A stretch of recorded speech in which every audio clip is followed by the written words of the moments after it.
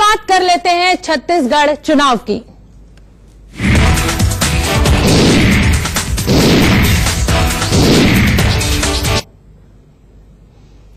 छत्तीसगढ़ की बात कर लेते हैं, जहां आज दूसरे चरण के लिए वोटिंग लगातार जारी है। 19 जिलों की 72 सीटों पर आज मतदान चल रहा है। मतदान को लेकर सुरक्षा के कड़े इंतजाम किए गए हैं। 1 लाख सुरक्षा कर्मियों की तैनाती की गई है। 12 नवंबर को 3 जिलों की 18 सीटों पर वोटिंग हुई थी और जिन सीटों पर 18 सीटों पर जब वोटिंग हुई थी तो वो नक्सलवाद से प्रभावित इलाके थे, पर बंपर वोटिंग वहां पर देखने को मिली थी। और ये तस्वीरें हम आपको दिखा रहे हैं, लंबी लंबी कतारें आप देख सकते हैं। लोग अपने हाथ में इस लोकतंत्र के जश्न को मनाते हुए, दिखाते हुए उस स्याही को जो वोट देने के बाद मतदान जो अधिकारी कराता है वो उनकी उंगली पर लगाता है, लोग अपने मतपत्र को दिखाते हुए।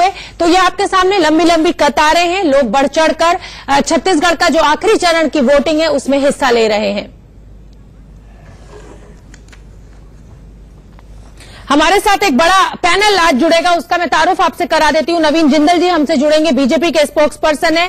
विनायक आर के डालमिया जी कांग्रेस स्पोक्स पर्सन है, वो हमसे जुड़ चुके हैं। नितिन भंसाली जी जनता कांग्रेस स्पोक्स पर्सन है, वो भी हमसे जुड़ेंगे। और अकुश श्रीवास्तव जी सीनियर जर्नलिस्ट है, वो मेरे साथ स्टूडियो में मौजूद है। विनायक जी आपका रुख कर लेती हूं, क्या उम्मीद है आज आप देख रहे हैं अजीत जोगी से कितना नुकसान की आशंका आप लगा पा रहे हैं?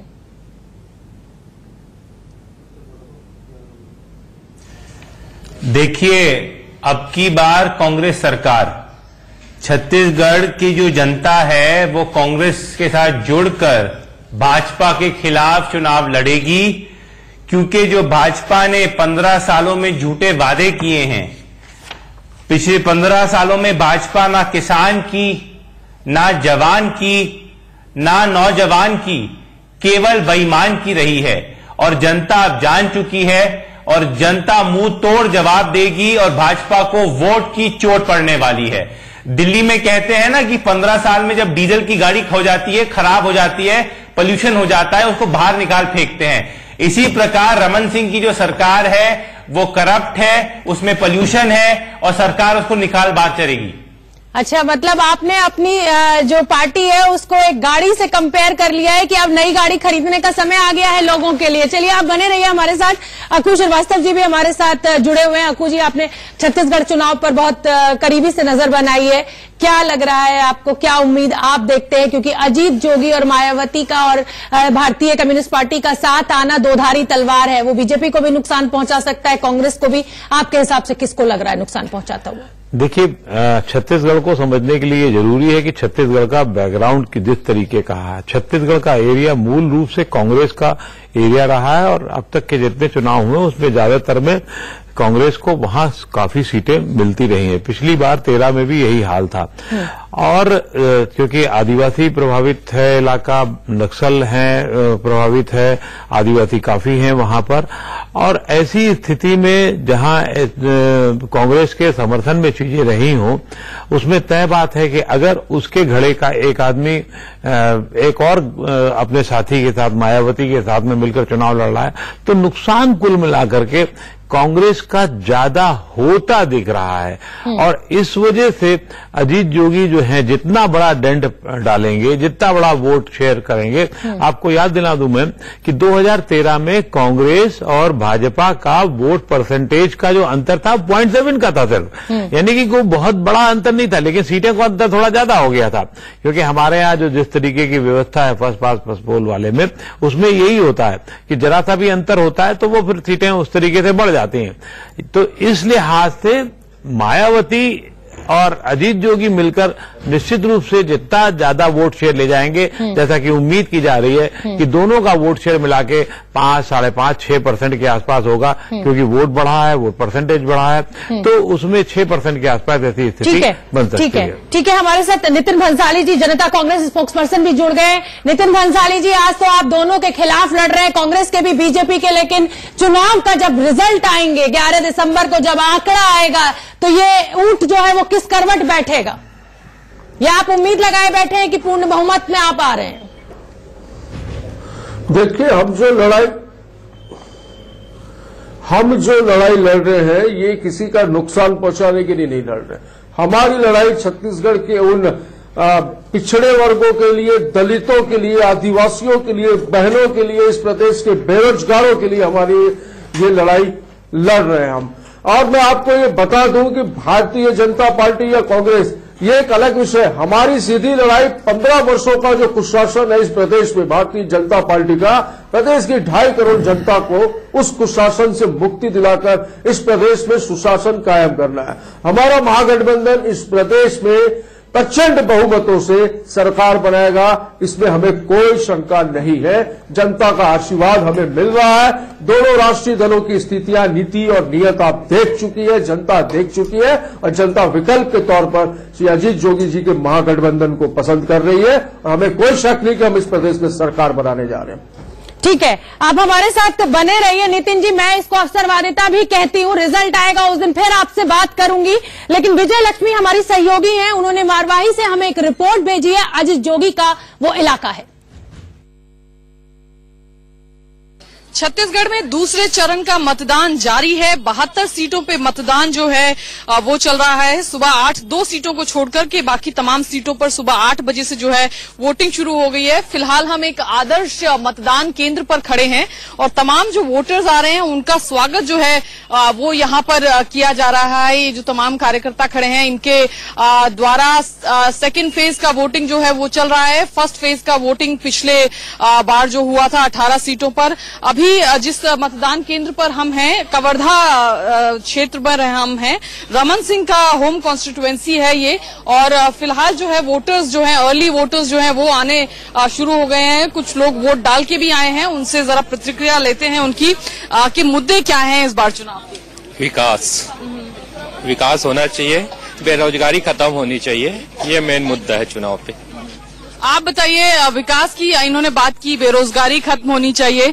महिलाओं के लिहाज से आपको लगता है कि किन मुद्दों पर जो है काम किए जाने की जरूरत है? अब सुरक्षा के लिए चाहिए, महिलाओं के लिए बस, और कुछ नहीं। तो सुरक्षा एक मुद्दा है, त्रिकोणीय मुकाबला है। और जहां तक बात की जाए, जो थर्ड फ्रंट इस बार छत्तीसगढ़ के चुनाव में देखने को मिल रहा है, बिलासपुर रीजन जो है उस पर खासा प्रभाव है अजीत जोगी और ये जो कोएलिशन मायावती के साथ उन्होंने बनाया है। तो इस फेज में जो है वो जो इन्फ्लुएंस है, जो प्रभाव है इस थर्ड फ्रंट का, वो जरूर देखने को मिलेगा। कैमरा पर्सन दिनेश ठाकुर के साथ विजय लक्ष्मी, इंडिया न्यूज, कवर्धा।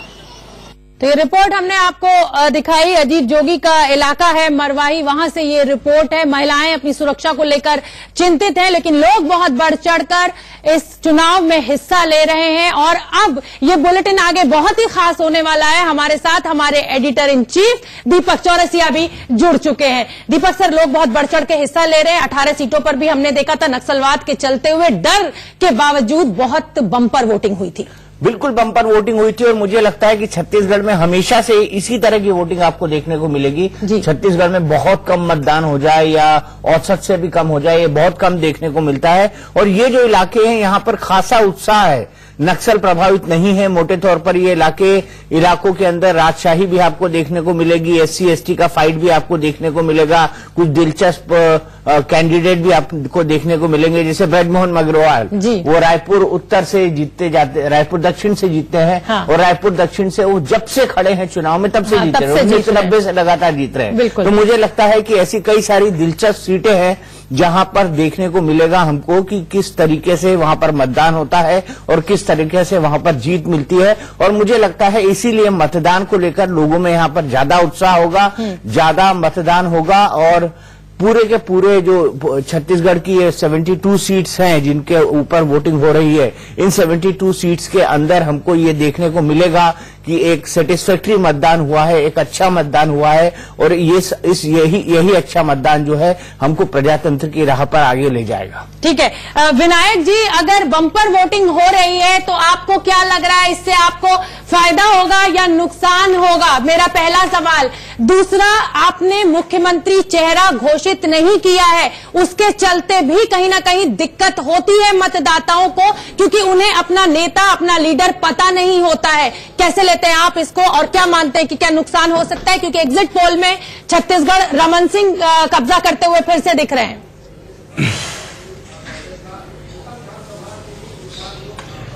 देखिए, जब वोटर टर्नआउट इतना बढ़ जाता है जी, तो जो इनकम्बेंट सरकार होती है उसको ही खतरा होता है। ये पुरानी थ्योरी और जो जनता की गुस्सा है, जो जनता का गुस्सा है, उसका मैं बोल लूं कुछ? बोलिए बोलिए। मेरे सवाल पूछा गया, मैं उसका जवाब देना चाहूंगा। जो जनता का गुस्सा है, ठीक है, जो जनता का गुस्सा है उसकी सुनामी जो है वो वोट पे चोट पहुंचाएगी बीजेपी को। देखिए छत्तीसगढ़ की दुर्भाग्य क्या है, हकीकत क्या है। समृद्ध धरती है पर गरीब जनता है। आप किस प्रकार के आंकड़े देख लीजिए, 40% लोग बीपीएल पे हैं, 25 लाख लोग बेरोजगार हैं, 13,000 किसानों ने आत्महत्या की है, 27,000 महिला गायब हो गई हैं। जो एजुकेशन का फंड है वो सरकार ने आधा कर दिया है। जो नक्सल से लड़ाई करने का फंड था वो भी आधा कर दिया है। आप किसी भी प्रकार के आंकड़े देख लीजिए, जो 15 साल में बीजेपी ने बस अपना फायदा उठाया है और जनता का नुकसान किया है। और जनता अब समझ गई है और पूर्ण बहुमत से वो कांग्रेस को वोट देगी और भाजपा को निकाल बाहर करेगी।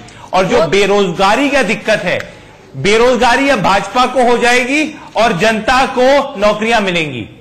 चलिए हमें 11 दिसंबर का इंतजार है। दीपक पूछा जा सकता है कि 15 साल ये कहाँ थे? हाँ बिल्कुल, 15 साल ये 5 साल के 3 टर्म हो गए जी, तो उसमें लोगों का गुस्सा नहीं मिला जो ये इस बार उम्मीद लगाए बैठे। चलिए मैं आपके पास आऊंगी विनायक जी, मुझे रुकना पड़ रहा है एक छोटे से ब्रेक के लिए। और में दूसरे चरण के चुनाव के लिए मतदान जारी है और बम्पर वोटिंग हो रही है। एक नए मेहमान नवीन कुमार जी भी हमसे जुड़ गए, बीजेपी के नेता हैं। नवीन जी, अजीत जोगी को आप खतरे के रूप में देखते हैं या नहीं? दोधारी तलवार है, आपको भी नुकसान हो सकता है, कांग्रेस को भी नुकसान हो सकता है। हम वहां पर भारतीय जनता पार्टी की जीत की तरफ देख रहे हैं, आश्वस्त है और एक ही मकसद है कि छत्तीसगढ़ का जो विकास पिछले यूपी की सरकार जब केंद्र में थी और जो रुका रहा, और पिछले 4 वर्ष में जब नरेंद्र भाई मोदी की सरकार केंद्र में आई और उसके बाद जो विकास हुआ है उसको और अधिक गति मिले। जो नक्सली क्षेत्र थे, आज जो है वो नक्सली क्षेत्र उसके अंदर बड़ा विकास हुआ है, डेवलपमेंट हुआ है। जितने अधिक प्रभावित क्षेत्र थे वहां पे आप देखिए, पहले आदिवासी क्षेत्रों के अंदर कोई काम नहीं होने दिया जाता था नक्सलियों के द्वारा। कांग्रेस बेशक नक्सलियों को समर्थन करे, कांग्रेस बेशक उसको क्रांतिकारी बताए, लेकिन हमारा कहना है हमें वो क्या जिक्र है, इसलिए क्योंकि 10 साल केंद्र में 15 साल आप हैं। अगर उन्होंने बीज नक्सलवाद का बोया था, वो अंकुर फूटा था, तो आप खत्म कर देते। 15 साल एक बहुत लंबा समय सुनना पड़ेगा। अगर इसका आपका सवाल है उसका जवाब भी लेना होगा कि अगर उन्होंने बीज बोया था 15 साल से, हमें 10 साल से पुलिस मॉडर्नाइजेशन के लिए केंद्र से लगातार पैसा मांगती रही।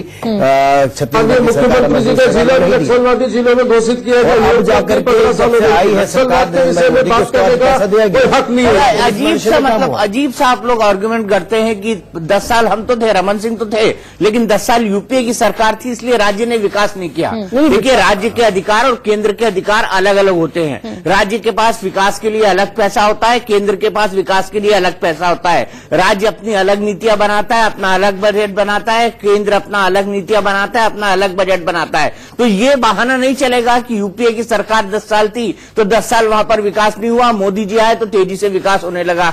ये तो मानिए कि 15 साल यानी 10 साल रमन सिंह हाथ में हाथ धर के बैठे रहे, हमें मान लें 10 साल रमन सिंह हाथ पर हाथ धर के बैठे रहे, मान लें। जी बिल्कुल सही कहा, लेकिन विकास के साथ साथ सबसे बड़ी समस्या में नक्सलवाद की है। नक्सलवाद जिसके अंदर आईएसआई नक्सलवाद वहां खत्म हुआ, 35% नक्सलवाद खत्म हो चुका है। वहां किसने किया?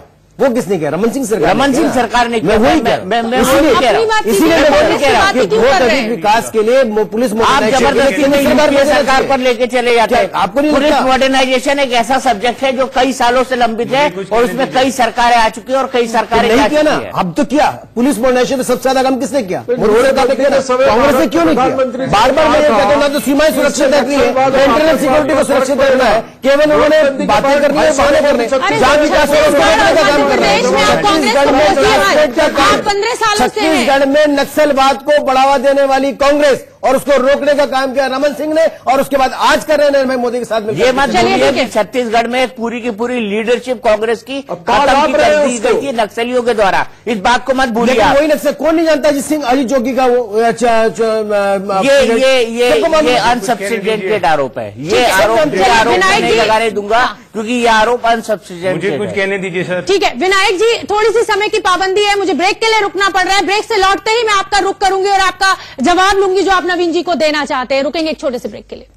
छत्तीसगढ़ में जो चुनाव चल रहा है, जो वोटिंग चल रही है, उसको हम कवर कर रहे हैं। आज वहां पर दूसरे चरण के लिए वोटिंग लगातार जारी है। 19 जिलों की 72 सीटों पर मतदान हो रहा है। मतदान को लेकर सुरक्षा के भी कड़े इंतजाम किए गए हैं। 1 लाख सुरक्षा कर्मियों की तैनाती की गई है। एक बड़ा पैनल मेरे साथ जुड़ा हुआ है। नवीन कुमार जी बीजेपी के स्पोक्स पर्सन है, विनायक आर.के. डालमिया जी कांग्रेस के स्पोक्स पर्सन है, नितिन भंसाली जी जनता कांग्रेस स्पोक्स पर्सन है, अखू श्रीवास्तव जी सीनियर जर्नलिस्ट हैं और हमारे editor in chief Deepak Chaurasia. Sir, Marwahi से संजय शेखर जुड़ गए हैं और सीधे चलते हैं संजय के पास। संजय, क्या जोगी का जलवा दिखाई दे रहा है मरवाही में अभी भी या कमजोर हुआ है?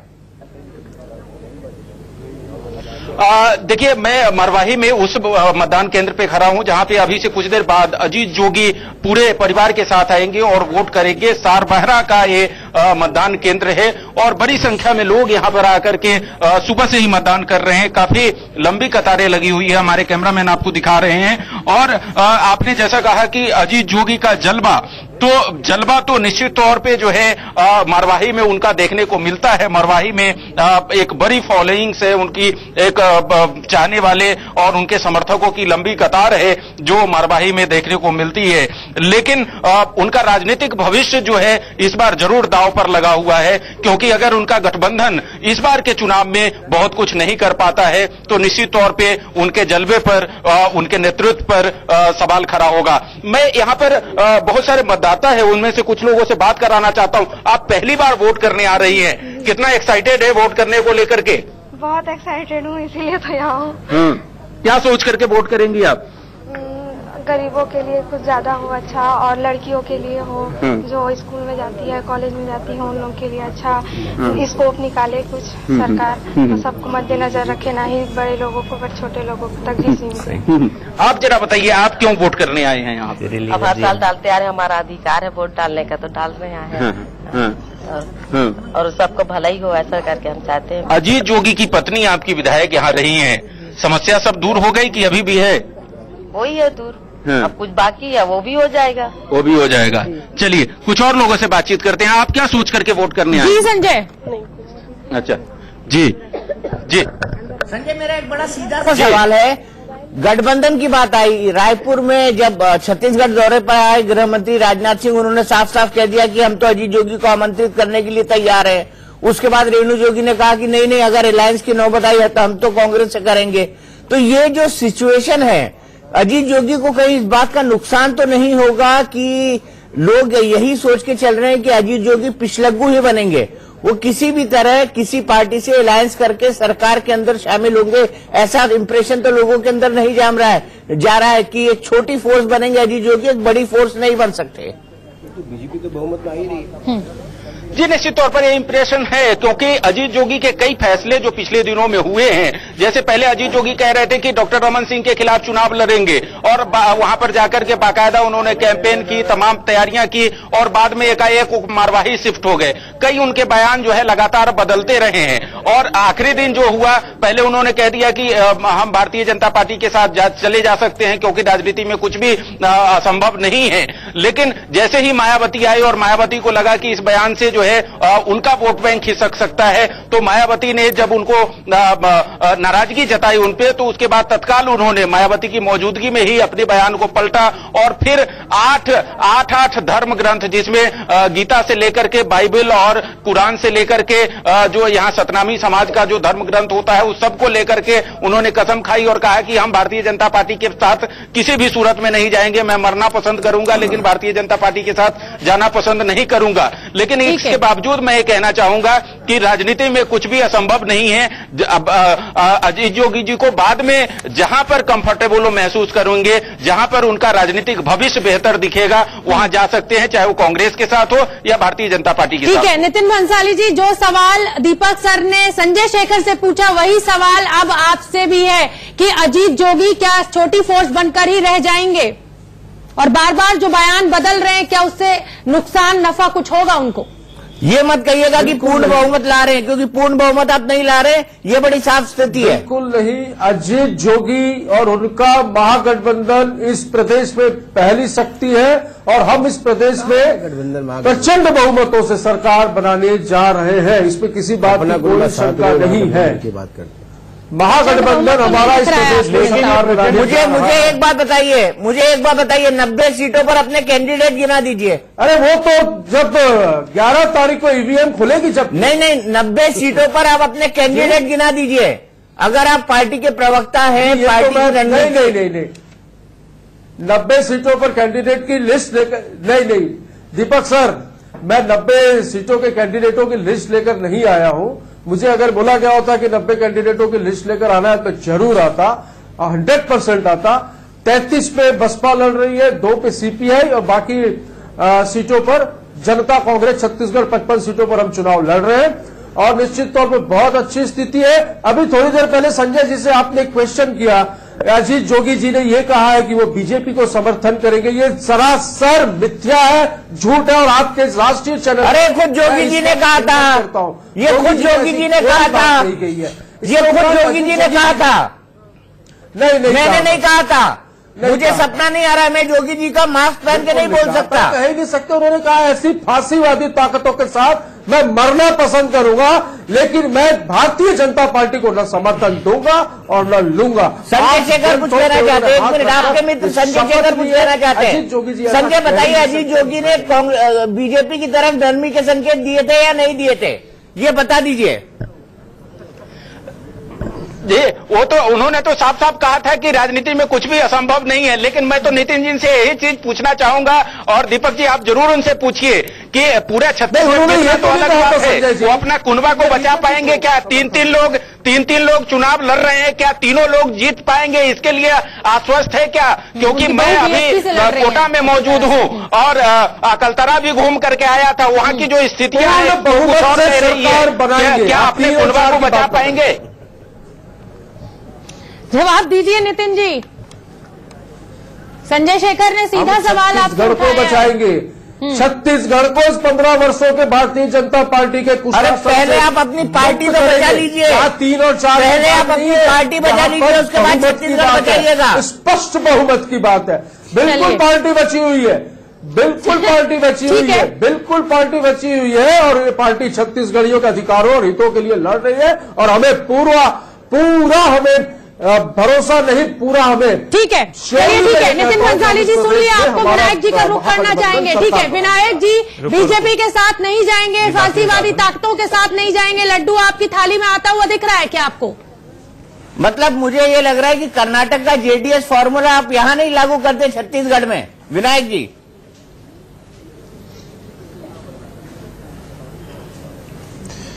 देखिए ये सब अभी चुनाव होने दीजिए। 11 दिसंबर को मेरा ऐसा मानना है कि 11 दिसंबर को सुनामी आएगी और वो सुनामी होगी बीजेपी के खिलाफ और कांग्रेस के साथ। देखिए जनता बहुत दुखी है, जनता में बहुत जो गुस्सा है भरा हुआ है, क्योंकि जो बीजेपी और रमन सिंह की जो विफलता की जो लिस्ट है ना, बहुत लंबी लिस्ट है। महिला है, फार्मर है, युवा है, ये लोग आए थे जुमला लेके, ना खाऊंगा ना खाने दूंगा, और हकीकत क्या बन रही छत्तीसगढ़ में? खाओ पियो ऐश करो। अरे सर कोई दिक्कत नहीं है। रमन सिंह हो गए, उनके परिवार हो गए, उनके परिवार का तो पनामा पेपर में नाम दिया गया। शर्म होती है। देखिए कांग्रेस ने सूट सुनाकर मुख्यमंत्री पद के दावेदार प्रदेश में घूम रहे हैं, उसमें से एक नाम तो क्लियर कीजिए। मुझे कुछ कहने दीजिए। हाँ बोलिए बोलिए। तो आपके सहयोगी बोले जिनके साथ आप सरकार बनाने की बात कर रहे हो। अब देखिए इसके बाद इससे पहले ब्रेक से पहले नवीन जी जो मेरे मित्र हैं, उन्होंने कहा था कि नक्सलवाद कांग्रेस ने उभारा है, नक्सलवाद के जिम्मेवार कांग्रेस हैं, और आपने में से कहा था कि मैं जवाब दूंगा। देखिए रमन सिंह हो गए, नवीन जी हो गए या मोदी जी हो गए, इनको मेरे को जवाब देने की जरूरत नहीं है, जनता ही जवाब देगी। पहली चीज आपकी तरफ, अगर इनको नक्सलवाद का मुद्दा अटैक करना था, अगर इनको नक्सलवाद का मुद्दा अटैक करना था, 15 साल से इनकी सरकार थी, इन्होंने क्यों जो फंड है, जो सरकारी फंड होते हैं नक्सलवाद के खिलाफ लड़ने के लिए, उस फंड को कम क्यों कर दिया? इनसे एक सीधा सवाल पूछ लीजिए।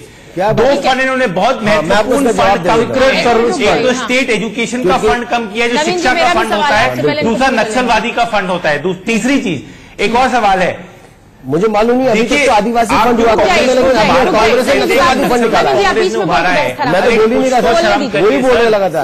सुनिए एक एक करके बोलिए विनायक जी, पूरी करिए अपनी बात। नहीं, इनको ज्ञान की कमी है, मैं इसलिए कहता हूँ तैयारी के साथ बीजेपी के कांग्रेस के प्रवक्ताओं को बुलाया कीजिए।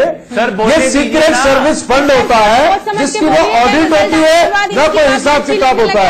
हजारों करोड़ों रुपए की तादाद में ये फंड नक्सलवादी समस्याओं के समाधान के लिए जारी किया जाता है, जिसमें गोलमाल होता है। एक मिनट जल्दी पूरी कीजिए, मेरी बात खत्म करने दीजिए प्लीज। जल्दी पूरी कीजिए मेरी बात। देखिए, आप कुछ शर्म कीजिए। जो शहीद हुए हैं कांग्रेस के नेता और कांग्रेस के कार्यकर्ता, आप तो मजे से एसी के कमरे में बैठे रहते हैं, स्टूडियो में बैठे रहते हैं, प्रवचन देते हैं।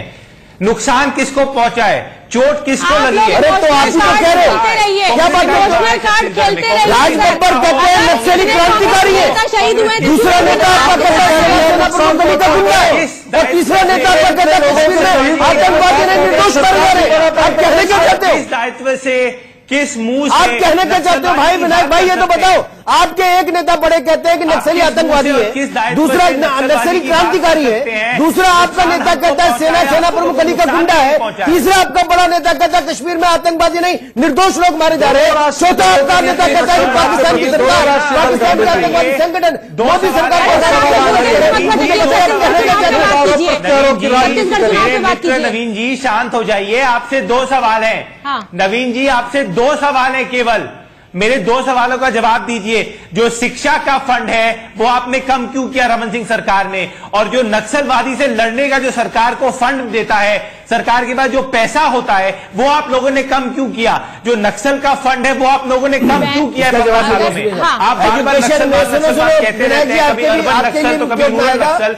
फंड केवल एजुकेशन के लिए केंद्र से भी और राज्य सरकार से भी 1,00,000 करोड़ का बजट तो केवल केंद्र ने रखा है एजुकेशन का, जो इस वाली सरकार में भी किया है। और छत्तीसगढ़ में पहले से 30% एजुकेशन फंड बढ़ा और उसी के कारण आदिवासी क्षेत्रों के अंदर स्कूल और कॉलेज बने, पहली बात। दूसरी बात, पुलिस मॉडर्नाइजेशन में बहुत अधिक पैसा खर्च किया गया जो नक्सल से लड़ने के लिए है। आप कह रहे हो हमने कम किया।